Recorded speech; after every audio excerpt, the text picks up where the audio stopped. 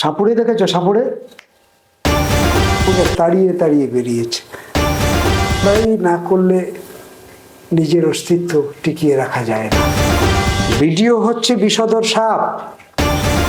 মারছি, আঁটি মারছি, ওরা সে কটাই মারছে। এটা আমাকে প্রচণ্ড যন্ত্রণা দিত।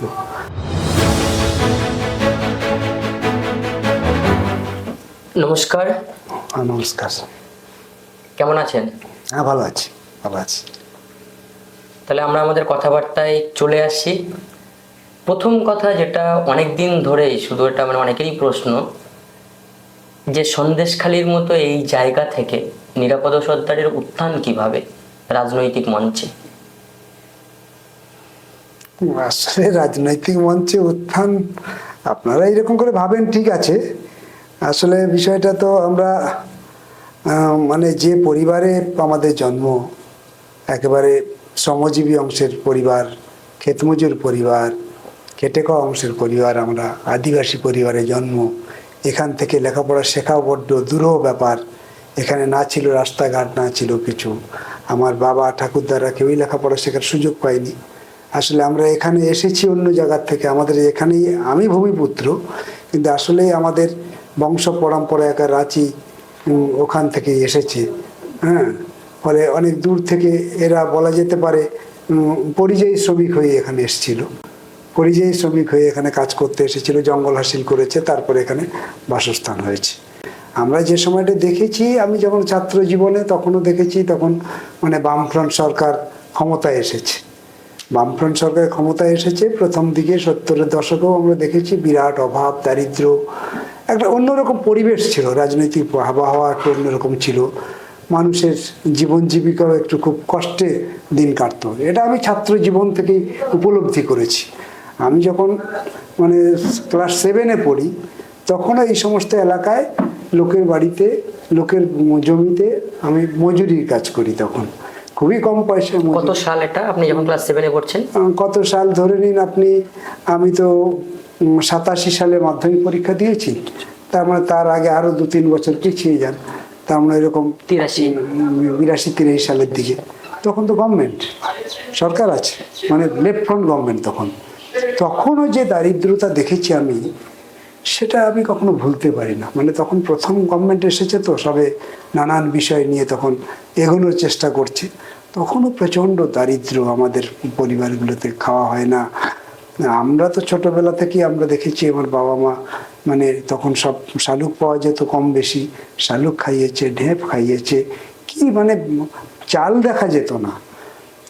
আটাটাও এখন তো অনেক ভদ্র শব্দ। তখন মাইলো, ভুট্টা, জব, এ সমস্ত আমরা ছোটবেলায় খেয়েছি। তো এই যে যন্ত্রণাটা ছোটবেলা থেকে আমি দেখেছি। তারপরে আমার পাশে যে বন্ধুটা স্কুলে যেত, তার পাশে যেতে একটা নিজেকে কিরকম একটা হেজিটেশন মনে হতো, যে বেশভূষা, পোশাক, বাড়িতে 2টো গরম ভাত খেয়ে এসছে আর আমি না খেয়ে এসেছি, আবার যাব, কি থাকবে তার ঠিক নেই। না একটা সামাজিকভাবে, আর্থিকভাবে, সব দিক থেকে একটা দূরত্ব বজায় হয়ে যেত। তখন থেকে আমি ভাবতাম যে আমি বড় হলে, লেখাপড়া শিখলে আমি চাকরি করব না কোনোদিন। একার জন্যে চলে যাবে সংসার, কিন্তু আমি মানুষের জন্য কিছু করে যেতে চাই। প্রথম শুরুটা ইনকলাব জিন্দাবাদ, এই যে লাল ঝান্ডা, বামফ্রন্ট ক্ষমতায় এসে জানতেন যে ক্ষমতায় আছে লাল ঝান্ডার সরকার, তো কিভাবে কানেক্ট হলেন? কারণ তখনও তো কংগ্রেসের দাপাদাপি। আমি যখন কানেক্ট হচ্ছি তখন তো লেফট ফ্রন্ট এসে গেছে। হ্যাঁ, তখন তো বামফ্রন্ট সরকার। তখন আমি দেখছি যে লাল ঝান্ডাই ঠিক। কারণ লাল ঝান্ডা বলছে কি, আমার 8 ঘন্টার বিনিময়ে 22 টাকা দিতে হবে, 8 ঘন্টার বিনিময়ে 18 টাকা দিতে হবে। তার ওরা 18 টাকা দিত না, 12 টাকা দিত না, কম দিত। তাহলে ওই 12 টাকার জন্য এরা লড়াই করছে। তখন আমি ভাবতাম, তাহলে এরা তো এই গরিবদের জন্য, যাক মজুরির জন্য তো লড়ছে বলে বাদিক যাবো না, লাল ঝান্ডায় থাকবো। লাল ঝান্ডা গরিবের কথা বলে, লাল ঝান্ডা ক্ষেতমজুরের কথা বলে, লাল ঝান্ডা মজুরির কথা বলে। এইটা ভাবতাম তখন থেকে। তারপরে যখন আসলাম পার্টিতে 1990 সালে, আমি তখন মাধ্যমিক পাশ করেছি। মাধ্যমিক পাশ করে বেরিয়ে চলে গেলাম, এলাকায় নেই, এলাকার বাইরে চলে গেছি। নদিয়ায় প্রচণ্ড অভাব তো তখনও, 90 সালের অভাব বুঝুন। কি অবস্থা আমাদের এখানে। মানে 90 সালেও আমার বাবা আমাকে নিয়ে চলে গেল বাইরে, কোনো রকমের মাধ্যমিক পাশ করলাম, তারপর যে ভর্তি হতে হবে ও সমস্ত হুঁশ নেই। আরে হুঁশ নেই মানে কোথায় ভর্তি হবে কী ব্যাপার, চলো যে আমাদের সঙ্গে নদিয়ায় বাবা মা কাজ করে, তুমি ওখানে একটু আমাদের সঙ্গে থাকবে, দুটো ধান কুড়োবে, দুটো আলু বাজবে, তাতেও কিছু বিক্রি করে কিছু পয়সা হবে, এইটাই ছিল তখন ভাবনা। চলে গেলাম। সেই সময়টা ধীরেনবাবু ডেকে পাঠালো যে এইরকম একটা ছেলেকে দেখেছিলাম পঞ্চায়েতে প্রচার করছিল, ওই ছেলেটার বাড়ি কোথায় বুঝুন। তার বাড়ি, সে খুলনায় থাকে, ভদ্রলোক, হ্যাঁ, সে তখন এমএলএ, কত দাম আছে, পার্টি জোনাল কমিটি মেম্বার। সে কিভাবে দেখে একটা আদিবাসী ছেলে বললো যে ওকে ডেকে নিয়ে আসো। এরা খুঁজে খুঁজে খুঁজে দেখলো যে এইটা হচ্ছে আমার বাড়ি, কিন্তু আমি বাড়িতে নেই। ওরা গিয়ে বললো সে বাড়ি নেই। বললো কোথায় গেছে খোঁজ নাও। অতীশ মণ্ডল আসলো আমার বাড়িতে। অতীশ মণ্ডল একটা সময় প্রধান ছিল এখানকার। এরা তখন খুব মানে ভালো ভালো কর্মী পার্টির, তখন লোকাল কমিটি মেম্বার, এরা যথেষ্ট গুরুত্বপূর্ণ কমরেড। এরা এসে বললো যে তোকে ধীরেন্দ্র ডেকে পাঠিয়েছে, তুই চল, তোকে পার্টিতে তুই নাম লেখাবে। আমি তো হঠাৎ শুনে বলে পার্টিতে আমাকে নেবে, মানে আমি পার্টির কিছু বুঝি না, আমি তো যাব না। এইরকম করতে করতে করতে ও বলো না কালকে আবার আসবো, এসে তোমাকে নিয়ে যাবো ধীরেন্দ্রের কাছে। সেখানে আমার মামা, সে হচ্ছে মানে ব্রাঞ্চের সেক্রেটারি নদিয়া ডিস্ট্রিক্টে, মানে হরিণঘাটা ব্লক।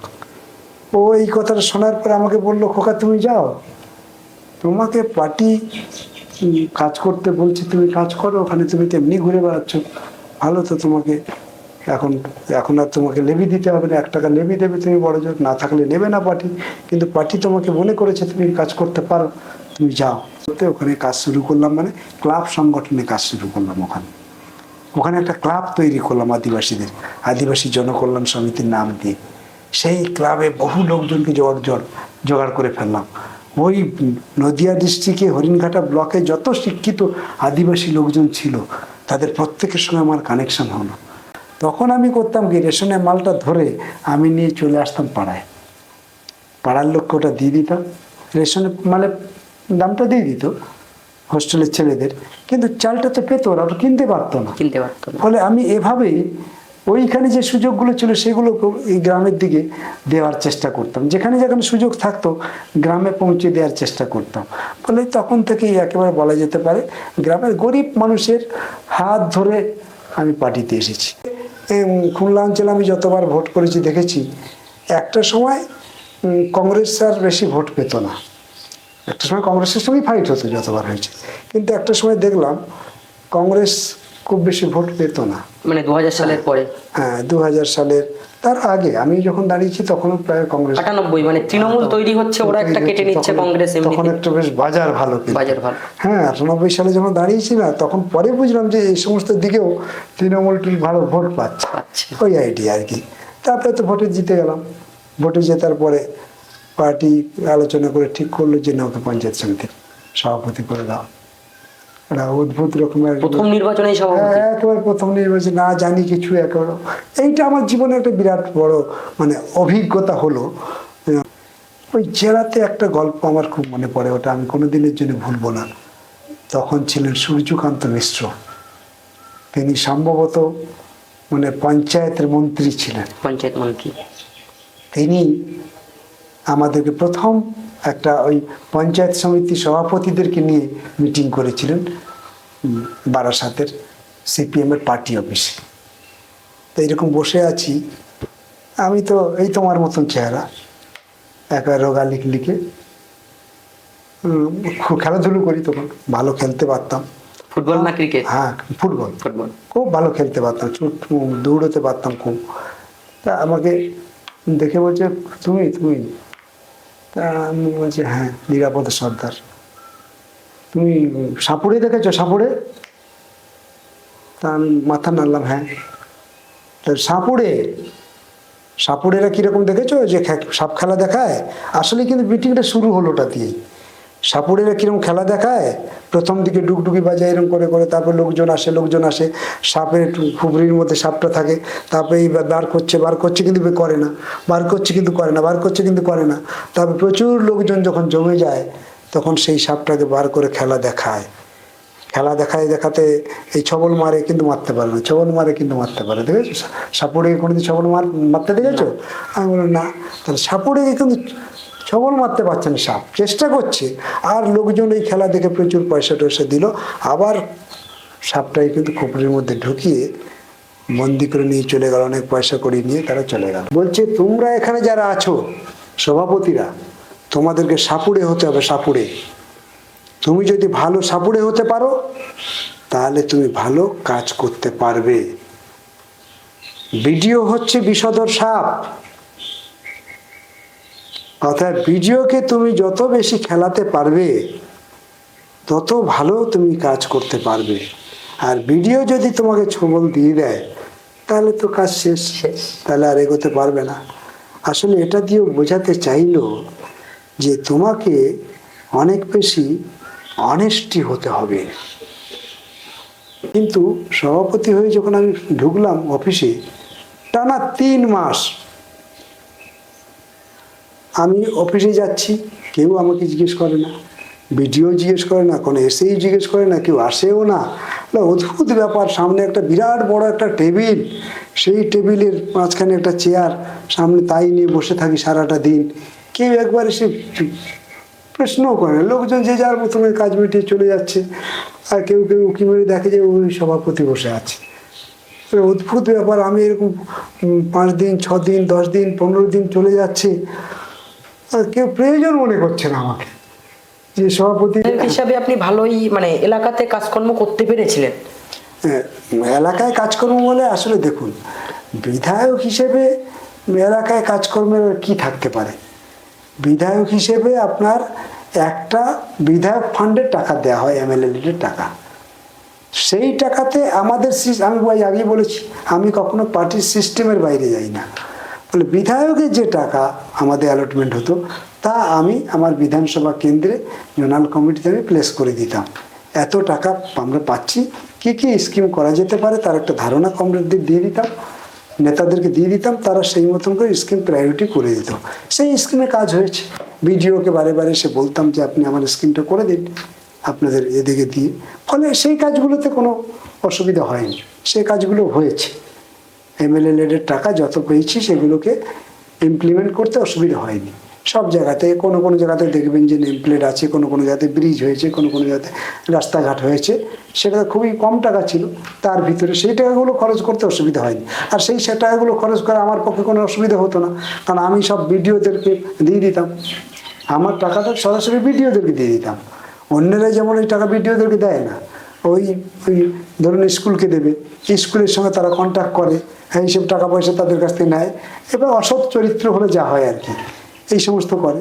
আমি তার ওই সমস্ত দিকে নই, ফলে আমি একেবারে পার্টির গাইডলাইনটাকে ফলো করি, পার্টির সঙ্গে কথাবার্তা বলে নিয়ে আমাদের বিডিওকে দিয়ে দিতাম টাকাটা। বলে বিডিও একটা দায়বদ্ধতা পড়ে যেত, এইটা করে দিতে হবে না, এইটা হতো। আমার কাজের ক্ষেত্রে খুব পরিচ্ছন্নতা ছিল, বলে কেউ কোনো সময় আপনি দেখবেন যে আমি এমএলএ থাকাকালীন আমার ওই এমএলএর টাকা নিয়ে কেউ আঙুল তুলতে পারেনি, বিরোধীরা তো পারেই নেই, মানে প্রশ্নই ওঠে না। ফলে আঙুল তোলার মতন স্পর্ধা কারো নেই, মানে সততা নিয়ে কাজ নিয়ে তৃণমূলের এইরকম কেউ নেই কোনো নেতা যে আমার সামনে মাথা উঁচু করে কথা বলবে, মাথা হেড করে যেতে হয়।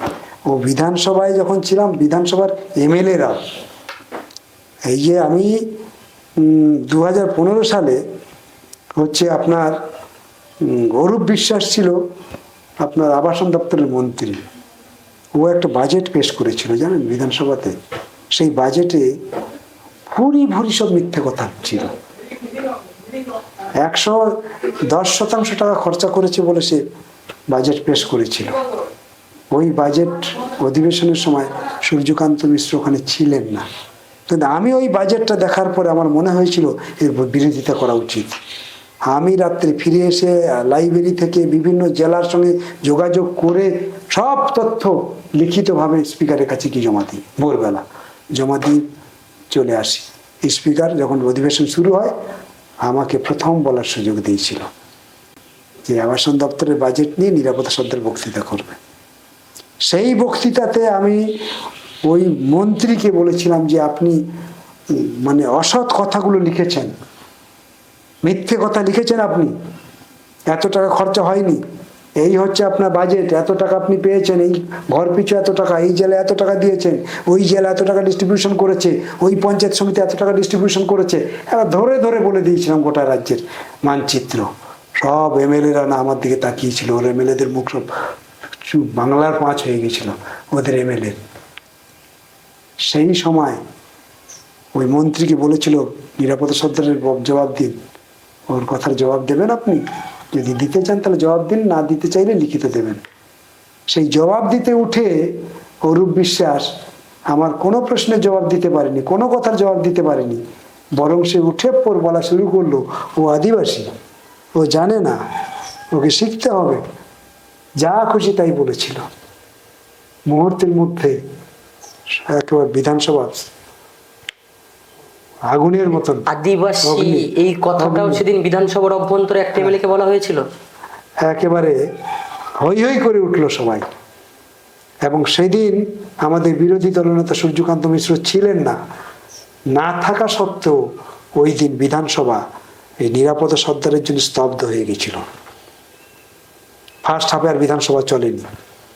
আরএসপি এই যে সুভাষ নস্কর ছিল, সুভাষ নস্কর মুভমেন্ট করেছেন এই সময়টা, স্তব্ধ হয়ে গেল। আপনার এই আক্রোশগুলোই কি যখন 2000 সালের পর, এই 2016 সালের পরবর্তী সময়ে বিভিন্নভাবে যখন আরো বেশি আক্রান্ত হচ্ছে বামপন্থীরা, বিশেষ করে বামপন্থী নেতা কর্মীরা, ঘর ছাড়া নিরাপত্তা সর্দার, এই আক্রোশগুলোই কি সেই দিন? আর আপনি বললেন তার আগে যে মানুষের এত ভালোবাসা, মা বোনদের স্বনির্ভর গোষ্ঠী, তাদের এত ডেভেলপ, শিক্ষার আলোতে ফিরিয়ে নিয়ে আসা, তাহলে 2016 সাল থেকে যখন আক্রমণ চলে আসছে নিরাপত্তা সর্দারের উপরে, কারা করলো আক্রমণটা? আক্রমণ তো পলিটিক্যালি আক্রমণ। আপনারা দেখেছেন যে আমি এখানে এই খুলনাতে এই যে গরিব মানুষের পাট্টা জমি রাস্তার পাশ দিয়ে পেয়েছে, এখানে পেয়েছে, সেই সমস্ত জমি তারা জোর করে নিয়ে নিল। কাগজ আছে, এখনো কাগজ আছে, কিন্তু জমিতে তারা যেতে পারে না। এখনো কাগজ না, এখনো জমিতে যেতে পারে না। কিন্তু আবার আমাদের রাজ্যে এইরকমই অন্য অন্য জেলাতে কাগজ থাকা সত্ত্বেও জমি তারা নিয়ে নিয়েছিল, সেখানে এখন মানুষ আবার লড়াই সংগ্রামের মধ্যে আপনাদের নেতৃত্বে সেটা আমি হচ্ছে, সেখানে বিভিন্ন জায়গাতে আমার উপস্থিতি আছে, করছি। কিন্তু এখানে ওই জমির লড়াইতে দেখেছেন এখন প্রকাশ্য দিবালোকে খুলনা বাজারে গুলি করা হয়েছে আমাকে। সেই গুলি আমার লাগেনি, কিন্তু 15 জন অসুস্থ হয়ে আহত হয়েছিলেন। 15 জনের মধ্যে 10 জন ছিল মহিলা, তাদের বাড়ি এই পাড়াতে, তারাও এই গুলিতে আঘাতপ্রাপ্ত হয়েছিলেন। আমরা আক্রান্ত হয়েছি, কিন্তু আমাদের করা কিনে নিতে পারেন না। আমি যেটা বলতে চাইলাম আপনাকে, বিজেপি যদি পশ্চিমবঙ্গের ক্ষমতায় আসে, তাহলে ভারতবর্ষের মানুষের সামনে যে বিপদ অপেক্ষা করছে দেশ স্বাধীন হওয়ার পরে, এত বড় বিপদ এর সামনে মানুষ পড়েনি, পড়বে যদি পশ্চিমবঙ্গে বিজেপি আসে। সেই জন্য পশ্চিমবঙ্গের মানুষের উপরে অবশ্যই অন্য রাজ্যের তুলনায় একটু ভরসা বেশি, কারণ পশ্চিমবঙ্গের মানুষ অনেক বেশি রাজনৈতিক সচেতন। আমি মনে করি, এখনো মনে করি পশ্চিমবঙ্গের মানুষ অনেক বেশি রাজনৈতিক সচেতন। আজকের পশ্চিমবঙ্গে বিজেপি তৃণমূল যা করছে, তাতে ভারতবর্ষের মানুষের অস্তিত্বের প্রশ্ন। কোথায় চুরি নেই, কোথায় দুর্নীতি নেই আজকের, ফলে তফাৎ অনেক, পাল্টে গেছে সব, বুঝলেন তো? এই সব কিছু উপলব্ধি করছে ওরা। দেখেছেন যে পরিবেশ নিয়ে এই কথা, পরিবেশ নিয়ে যতটা ভাবনা সেটা আমাদের মধ্যেই আছে। আর পরিবেশ নিয়ে ভাবতে ভাবতে আমরা দেখছি যে আমাদের জেলার মধ্যে বাংলাদেশ থেকে আগত ইছামতি নদী কিভাবে এলাকাকে প্লাবিত করছে। একবারে নদিয়ায় ওখানে ঢুকেছে, নদিয়ার পর থেকে আমাদের বনগাঁ, বাগদা, গাইঘাটা হয়ে বসিরহাটের উপর দিয়ে হাসনাবাদ হয়ে আপনার কালিন্দী নাম করে নেমে গেছে। তাহলে এই যে বিস্তীর্ণ এলাকা, মানে 208 কিলোমিটার নদী, তার একটা বড় অংশ, আপনি বসিরহাট টাকির পর থেকে আর ওদিকে নদী নেই। তাহলে এই যে নদী নেই, নদী মজে যাচ্ছে, নদী মজে গেলে কি হয়? ওই এলাকার সভ্যতা ধ্বংস হয়ে যায়। নদী আছে বলে সভ্যতা আছে, তো নদী না থাকলে সভ্যতা ধ্বংস হয়ে যায়। বলে নদী যেখানে নেই, সেইখানে যে লোকগুলো আছে, আপনার বনগাঁ, বাগদা, গাইঘাটার যে চাষিগুলো আছে, এখন চোখে তুমি কপালে হাত, কপালে হাত, এখন জল তো আর যাওয়ার কোনো জায়গা নেই। ফলে বিরাট বড় বিপদ ঘনিয়ে উঠছে ওই সমস্ত জায়গাতে। আপনি এখনো অল ইন্ডিয়া ক্ষেত মজুরি ইউনিয়নের রাজ্য সম্পাদক। যেভাবে আপনার উত্থান ছিল এই সন্দেশখালির মাটি থেকে একদম উঠে পঞ্চায়েত সমিতি, তারপর বিধানসভা যাওয়া, এখন সর্বত্র আপনাকে ঘুরতে হচ্ছে, বিশেষত কলকাতা কেন্দ্রিক থেকে, সেখান থেকে বিভিন্ন জেলাগুলো আপনাকে কভার করতে হয়। কোথাও কি আপনার নিজের কাছে একটা এটা মনে হয় না যে নিরাপদ সর্দার সন্দেশখালির মাটিতে নেই বলে সেই লাল দুর্গ আজকে অক্ষুণ্ণ নেই? বা 2018 সালের পরে যেভাবে ভেঙে দেওয়া হয়েছিল বামপন্থীদের সাংগঠনিক ক্ষমতা, নিরাপদ সর্দার এলাকাতে থাকতে পারলে সন্দেশখালি আবারও সেই দিনগুলোর মতো আগিয়ে যেতে পারত? আসলে নিরাপদ সর্দার নেই বলে লাল দুর্গ মানে খুব দুর্বল হয়েছে, বিষয়টা আমি এইভাবে দেখি না। তবে আমার মাঝে মাঝে খুব কষ্ট হয়, কারণ আমি যেখান থেকে উঠে এসেছি সেখান থেকে কিছুটা হলে তো বিচ্ছিন্ন হচ্ছি। এই এলাকার জনগণের সঙ্গে, এই এলাকার সাধারণ মানুষের সঙ্গে, এই এলাকার আদিবাসীদের সঙ্গে, এই এলাকার তফসিলি জাতি মানুষদের সঙ্গে একেবারে যে নারীর সম্পর্ক ছিল, একেবারে আমি নক্ষত্র মতন গুণে বলে দিতে পারতাম যে এখানে আমার কজন লোক আছে, এখানে কি আছে। একেবারে ওদের সঙ্গে আমার যে সম্পর্ক ছিল, একেবারে মানে রক্তের সম্পর্ক যেরকম থাকে মানুষের সঙ্গে আমার সেই রকম সম্পর্ক ছিল, সেটা তো কিছুটা হলেও তো বিচ্ছিন্ন হয়ে যাচ্ছে না, যেহেতু গোটা রাজ্যের বিভিন্ন জেলায় সময় দিতে হচ্ছে, ফলে সন্দেশখালিতে সময় তো স্বাভাবিক কারণেই কম হবে। কিন্তু এটাও ঠিক যে পার্টি যখন মনে করেছে যে নিরাপদকে দিয়ে গোটা রাজ্যে সেটা সম্ভব, তাহলে সেটা তো সময় দিতে হবে আমাকে।